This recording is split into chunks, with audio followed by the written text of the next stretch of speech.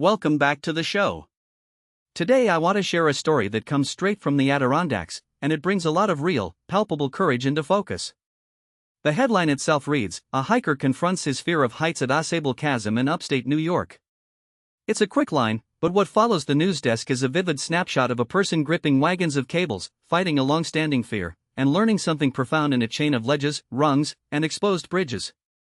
The place at the center of the story is a via ferrata tour, sometimes called an iron path, at Ausable Chasm. A via ferrata is a kind of guided route that uses fixed cables and iron handholds to let hikers cross steep cliffs. Participants are clipped to the cable, keeping them safe even as they negotiate cliffs and a series of bridges that lie precariously over the gorge. The actual sense of danger is mitigated by the safety harness, but the psychological challenge remains. In this particular instance, a hiker who admitted to being jittery stepped into the role of a guided participant. He was reading a map, looking at a sign that said "Remove your safety harness once you finish the final bridge," and it seemed he had a plan in his mind. He was, after all, hunting for an experience that would shake the very scaffolding of his routine. Whereas he might have planned to stay on flat trails in the future, here he was willing to lean into his fear. But the story doesn't stop at the moment of decision. Throughout the climb through the gorge, the hiker was forced to take in details that eluded his day-to-day existence. The ledges were bold, the rungs glinted dull and almost metallic, and the path itself arched over a gushing river.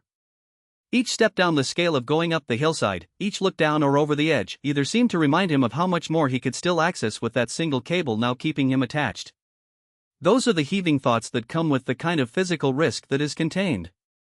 He described what it feels like when your entire sensory experience is focused, your grip tight on the cable, your legs working to keep weight from sliding, the wind howling out lightness, and himself stranded in his own judgment. Yet, by turning the gulf that he had feared into a tangible resource to hold onto, he found that each foothold became a moment of presence. The mountain environment, usually ing and beautiful, buffered him with the knowledge that he was not alone in the vertical space.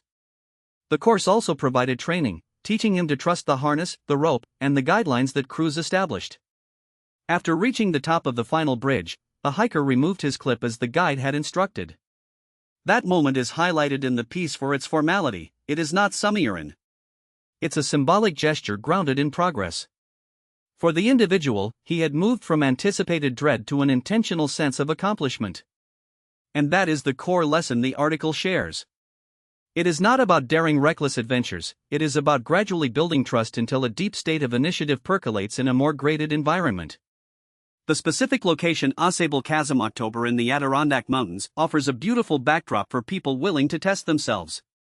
So whether you're a seasoned climber or a nightmare looking at palms floating over an emerald lake, the place invites you to prove that fear can be transcended. Thanks for listening. That's the story of someone who argued with his fears, and in the end walked away with something to ride the cliff onto another step in life. Until next time, keep your expectations low and your curiosity endlessly high. This is Your Name, signing off.